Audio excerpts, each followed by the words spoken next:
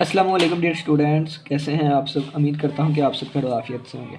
तो आज के दिन हम vector and tensor analysis by doctor Nawazish Ali Shah इनके बुक से next topic alternative definition of gradient को डिस्कस करेंगे। ठीक है, तो पहले हम ग्रेडियंट के बारे में डिटेल से चीज़ें डिस्कस कर आए हैं, तो आज हम ग्रेडियंट की अल्टरनेटिव डेफिनेशन डिस्कस करेंगे। तो मैं बुक से चीज़ें रीड कर करके साथ साथ समझाई जाऊँगा।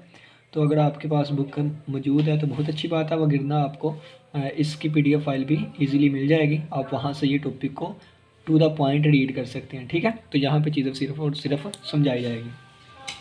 कहता है an alternative definition of the gradient can be given as follows. कहता है हमें फॉलो करें तो अल्टरनेटिव डेफिनेशन ऑफ ग्रेडियंट के बारे में पता चल जाएगा। ठीक है, let s and s bar be level surfaces of function phi.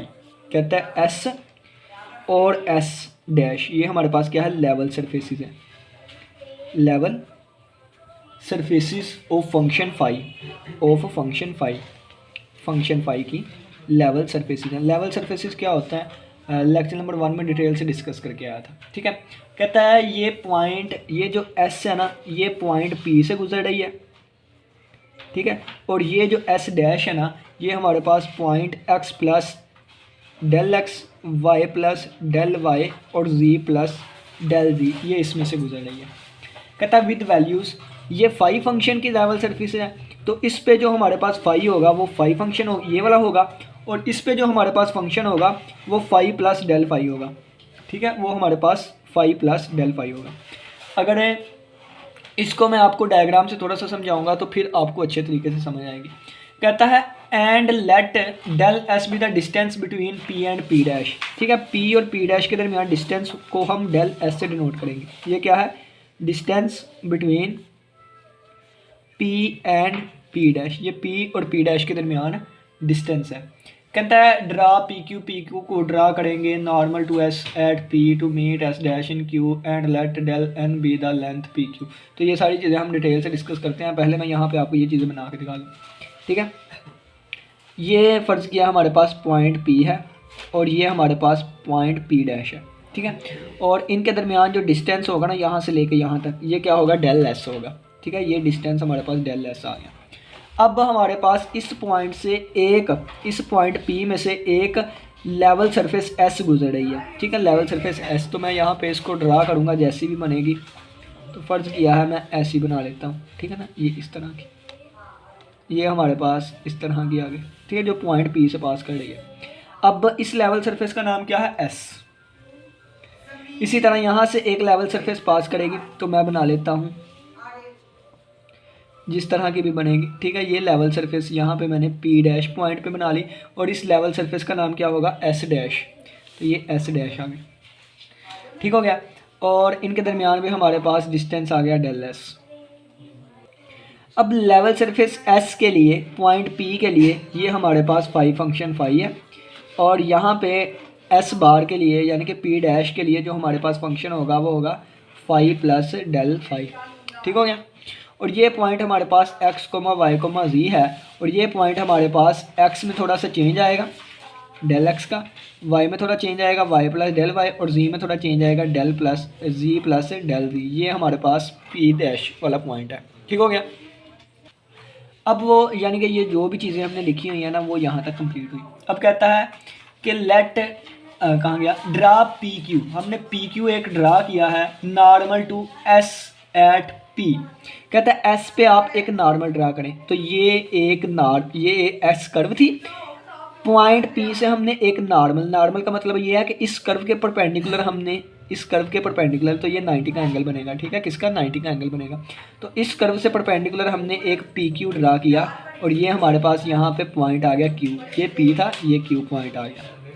अब कहता है टू मीट एस डैश को वो मिलता है, यानी कि ये चीज़ एस डैश को मिलेगी जाके क्यू पॉइंट पर, and let del N be the normal to S at P, और ये हमारे पास डेल एन है। क्या है, डेल एन है। ठीक हो गया, ये डेल एन है।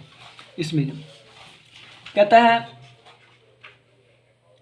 अकॉर्डिंगली क्यू पी डैश जो होगा, ये वाली चीज़ जो होगी, ये वाली चीज़ ये is approximately orthogonal to P Q.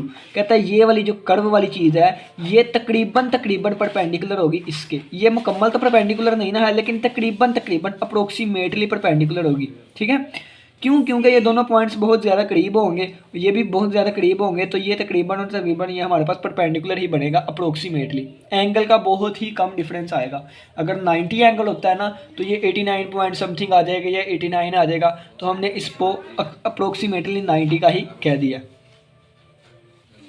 अब नेक्स्ट वो हमें कहता है कि if theta is the angle between normal direction, theta क्या है? एंगल है किसका? नॉर्मल डायरेक्शन का। ये हमारे पास नॉर्मल की डायरेक्शन है। If theta is the angle between normal direction and the direction P dash, कहता है अगर थीटा इसके और इसके दरमियान एंगल है, तो इन दोनों के दरमियान ये वाला एंगल आ गया और इस एंगल को नाम दे दिया थीटा का, तो ये थीटा एंगल आ गया, ये तकरीबन परपेंडिकुलर आ गया, यानी कि तकरीबन ये परपेंडिकुलर है, इस वाले को परपेंडिकुलर कह दिया, तो ये हमारे पास इस तरह एक राइट ट्राइंगल बनेगी। ठीक है, यानी कि ये हमारे पास परपेंडिकुलर आ गया अप्रोक्सीमेटली, ये थीटा एंगल आ गया, तो ये हमारे पास एक ट्राइंगल बन गई पी डैश क्यू। ठीक है, तो इस पे हम पाइथागोरस थ्योरम लगाएंगे ऊक, यानी कि हमारे पास कोस थीटा किसके इक्वल होता है? कोस थीटा हमारे पास इक्वल होता है बेस ओवर हाइपोटेन्यूस। तो फिगर से हमारे पास कोस थीटा आएगा equal del N over del S. ठीक है, ये हमारे पास फिगर से कोस थीटा इसके इक्वल आ गया।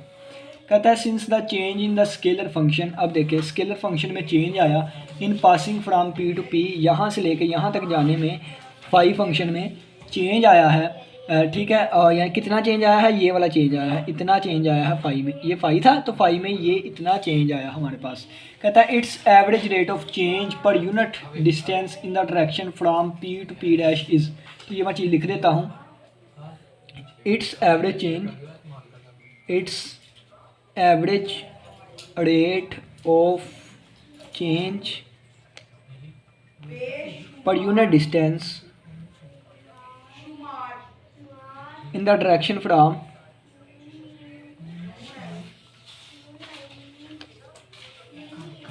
P to P dash. कहता है इट्स का average rate of change per unit distance जो है P से लेके P डैश तक, तो ये हमारे पास किसके इक्वल होगा? ये हमारे पास इज इक्वल होगा del phi over del S. Phi में चेंज आया है विद रिस्पेक्ट टू एस और P से लेके P डैश तक।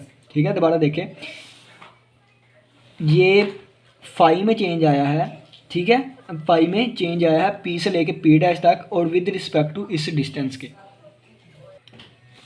अब देखें कि ये हमारे पास फंक्शन बन गया del phi over del S. अब देखें s जो है हमारे पास ये बन गया del phi over del S. अब बाय चेन रूल हम ये भी चीज़ लगा सकते हैं, यहाँ पे डेल एन लिख दिया, यहाँ पे भी डेल एन लिख दिया और बटे में डेल एस, यहाँ पे एक न्यू पैरामीटर हमने इंट्रोड्यूस करवाया एन। ठीक है, तो ये हमारे पास del phi over del n बन जाएगा और ये वाली चीज़ हमारे पास किसके इक्वल है? ये कोस थीटा के इक्वल थी, तो ये हमारे पास आ गई कोस थीटा। कहता है जब ये दोनों चीज़ें आपस में बहुत ही ज़्यादा करीब हो जाएगी, तो बहुत ही ज़्यादा करीब होने का मतलब ये है कि जब हम s और s यानी कि ये वाले आपस में बहुत ज़्यादा करीब हो जाएंगे, ये यानी कि s अप्रोच कर जाएगा इसको और ये पॉइंट p अप्रोच कर जाएगा p डैश को। ठीक है, तो कहता है in the limit as s dash approach to s so that, इस वजह से हमारे पास p अप्रोच कर जाएगा p डैश को और p डैश अप्रोच कर जाएगा p को, यानी कि दोनों बहुत ज़्यादा करीब हो जाएंगे और इनके दरमियान जो एंगल है वो हमने कांस्टेंट सेम ही रखना है, कीपिंग एंगल कांस्टेंट। ठीक है, कीपिंग कांस्टेंट थीटा कांस्टेंट, यानी कि ये नहीं कि इसको हलाई इधर उधर भी रोटेट भी करते जाए, नहीं, इसको इस तरह करीब लेके आना है कि इनका एंगल जो है वो सेम ही रहे, यानी कि थीटा जो है वो कांस्टेंट ही रहे। ठीक हो गया, तो फिर कहता है कि ये हमारे पास चीज़ जो है ये वाली चीज़ बन जाएगी, यानी कि डेल, यानी कि जब लिमिट लगा देंगे ना तो ये डेल जो है ये कर्ली में चेंज हो जाएगा। ठीक है ना, कर्ली एस, जिस तरह आपको पता है ना कि हम कहते थे डेल, जिस तरह हम डेरिवेटिव लेते थे कि del y over del x होता था और यहाँ पर limit del x approaches to zero लगा देते होते थे, तो जब ये लिमिट पुट कर देते थे तो ये हमारे पास इस तरह बन जाता था, यानी कि D Y over D X. ठीक है, बिल्कुल इसी तरह यहाँ पे अब करली बनेगा। ठीक है, तो ये हमारे पास बन जाएगा curly phi over curly N और साथ कोज ऑफ थीटा, ये वाली चीज़ आ जाएगी। दोबारा एग्जांपल दे देते हैं। जैसे मैं कहता था partial Y over partial X होता था, पार्शियल एक्स 0 को अप्रोच करता था, तो ये वाली चीज़ क्या बन जाती थी, D Y over D X. बिल्कुल इसी तरह जब लिमिट जो है वो अप्रोच कर जाएगी आपस में, तो ये हमारे पास करली में चेंज हो जाएगा, डेल वाला ऑपरेटर डेरिवेटिव में, पार्शियल डेरिवेटिव में चेंज हो जाएगा। कहता है आगे, इफ़ एन कैप, ये हमारे पास जो है ये यूनिट नॉर्मल वेक्टर हो, यूनिट नॉर्मल वेक्टर है to the level surface S at P having the direction P Q. कहता है ये हमारे पास यूनिट नॉर्मल वेक्टर है लेवल सरफेस एस पर एट पॉइंट पी से लेके पी क्यू की डायरेक्शन में। ये देखें ये हमारे पास यूनिट नॉर्मल वेक्टर है एस पर पी पॉइंट से लेके यानी कि पी क्यू की डायरेक्शन में। इसी तरह कहता है कि टी बार जो होगा यानी कि टी हैड जो होगा ये हमारे पास यूनिट वेक्टर होगा, यूनिट टेंजेंट वेक्टर होगा, यूनिट टेंजेंट वेक्टर होगा इन the direction of P P dash. इसी तरह इस डायरेक्शन में जो आएगा वो टी होगा, ठीक है ना, ये टी होगा। तो हमारे पास ये दोनों आपस में क्या होंगे, तो ये हमारे पास कोस थीटा जो है वो इक्वल आ जाएगा एन डॉट टी। कैसे आया ये मैं आपको बताता हूँ। ये एक ये डायरेक्शन है, एक ये डायरेक्शन, यानी कि अगर देखा जाए तो यहाँ पे मैं बताऊँ तो ये एन की डायरेक्शन है, ये टी की डायरेक्शन है, ये टी की डायरेक्शन है। अगर हमने इन दोनों के ये एन किया है, ये टी किया, अगर इन दोनों के दरमियान थीटा हमने कैलकुलेट करना है तो ये वाला वेक्टर आपको पता है और मल्टीप्लाई बाय ये वाला वेक्टर, इनकी डॉट प्रोडक्ट कर देते होते हैं, इनकी डॉट प्रोडक्ट और बटे में इनकी मैग्नीट्यूड कर देते हैं। आपको पता है ना, या सिंपली आप कह लें कि ये दो वेक्टर्स हैं ना, यानी कि अगर ये दो वेक्टर्स हैं इस तरह, तो ये हमारे पास टी की डायरेक्शन में है और ये हमारे पास क्या है, ये हमारे पास नॉर्मल वेक्टर है। तो आपको पता है कि इनकी डॉट प्रोडक्ट किसके इक्वल होती है, पहले वेक्टर की मैग्नीट्यूड, दूसरे वेक्टर की मैग्नीट्यूड और cause of theta between them. तो ये एन डॉट टी और यूनिट वेक्टर है तो इसकी मैग्नीट्यूड भी 1, इसकी मैग्नीट्यूड भी 1 और कोज ऑफ थीटा इक्वल आ जाएगा ये वाली चीज़ के, बिल्कुल ये वाली चीज़ लिखी हुई है, ठीक हो गया। तो ये कोस थीटा की जगह पे ये वाली वैल्यू पुट कर दूंगा तो आ जाएगा curly phi over curly S is equal to curly phi over curly N, और इसकी जगह पे ये आ गया एन डॉट टी। और इससे पीछे वाला टॉपिक जो मैंने आपको होमवर्क के तौर पे दिया था वहाँ पे हम सीख के आए थे नॉर्मल डेरिवेटिव, ठीक है, नॉर्मल डेरिवेटिव। तो ये हमारे पास इसके इक्वल आ गया, तो ये हमारे पास ये वाली चीज़ बन गई, ठीक है, ये हमारे पास ग्रेडियंट बन गया और डॉट टी, और ये आ गया ये वाली चीज़, ठीक है। तो अगर हम यहाँ पे कंपेयर करें चीज़ों को, यानी कि ये वाली चीज़ भी हम पढ़ के आए थे और ये वाली चीज़ भी पढ़ के आए थे, ठीक है, ये दोनों चीज़ें हम पढ़ के आए थे। ये अब हमने इंट्रोड्यूस करवाई, यानी कि अब ये चीज़ लेके आए, और ये हम इससे पीछे वाले आर्टिकल में पढ़ के आए थे। लेफ्ट हैंड साइड यानी कि लेफ्ट हैंड साइड भी सेम है तो राइट हैंड साइड भी सेम होंगी। तो अगर हम यहाँ पे कंपेयर करें ये इसके इक्वल, ये इसके इक्वल, तो ये वाली चीज़ इसके इक्वल होगी। तो ये हमारे पास डेल फाई जो आ जाएगा इक्वल है किसके, करली फाई ओवर करली एन और साथ एन। तो ये हमारे पास ग्रेडियंट की डेफिनेशन आ गई है, किसकी, ग्रेडियंट की डेफिनेशन आ गई है हमारे पास। और यही तो हमारे पास ग्रेडियंट की डेफिनेशन थी और इसको हम कहते हैं अल्टरनेटिव डेफिनेशन ऑफ ग्रेडियंट। और अगर हम इसकी मैक्सिमम वैल्यू लेना चाहते हैं, ठीक है, इसकी मैक्सिमम वैल्यू लेना चाहते हैं तो अगर आप देखें तो कोस थीटा की वैल्यू मैक्सिमम कब होती है, यानी कि जब ये 1 होगा तो उस वक्त ही मैक्सिमम वैल्यू होगी ना, यानी कि कोस थीटा जो होता है, कोस थीटा ये -1 से लेके 1 तक होता है, ठीक है, +1 तक। तो इसकी मैक्सिमम वैल्यू 1 होगी, तो 1 होगी तो जब आप यहाँ पे आप 1 रख देंगे, यहाँ पे 1 रख देंगे तो सिर्फ और सिर्फ मैग्नीट्यूड बचेगी। तो यानी कि ये वाली चीज़ हमारे पास इसकी मैक्सिमम मैग्नीट्यूड आया करेगी, ठीक हो गया। और ये किसके इक्वल आएगी, ये हमारे पास, और इसकी जगह पे 1 आ गया तो ये वाली चीज़ हमारे पास इस पर ये मैक्सिमम वैल्यू होगी हमारे पास इससे ग्रेडियंट की। तो ये इसको इक्वेशन नंबर 5 का नाम दिया गया है और ये कहा जा रहा है कि equation number 5 states that the maximum value of directional derivative takes place along the normal direction. और इसकी डायरेक्शन कौन सी होगी, नॉर्मल, ठीक है। जिस डायरेक्शन में हमारे पास ग्रेडियंट निकल के आया है, जिस डायरेक्शन में हमारे पास डायरेक्शनल डेरिवेटिव निकल के आया है, उसी डायरेक्शन में हमारे पास इसकी मैक्सिमम वैल्यू होती है। ये पीछे वाले लेक्चर में हम डिटेल से चीज़ें डिस्कस करके आए थे। तो उम्मीद करता हूँ आज की लेक्चर की समझ आई होगी। किसी बच्चे को कोई भी क्वेश्चन हुआ तो लाजमी पूछिएगा। तो नेक्स्ट टाइम स्टार्ट करेंगे डाइवर्जेंस, ठीक है। तो आज के दिन हमने अल्टरनेटिव डेफिनेशन ऑफ ग्रेडियंट देखा और नेक्स्ट टाइम डिस्कस करेंगे divergence of a vector point function. इसी के साथ इजाज़त दीजिए, अपना बहुत सा ख्याल रखिएगा। अल्लाह हाफिज़, अल्लाह निगहबान।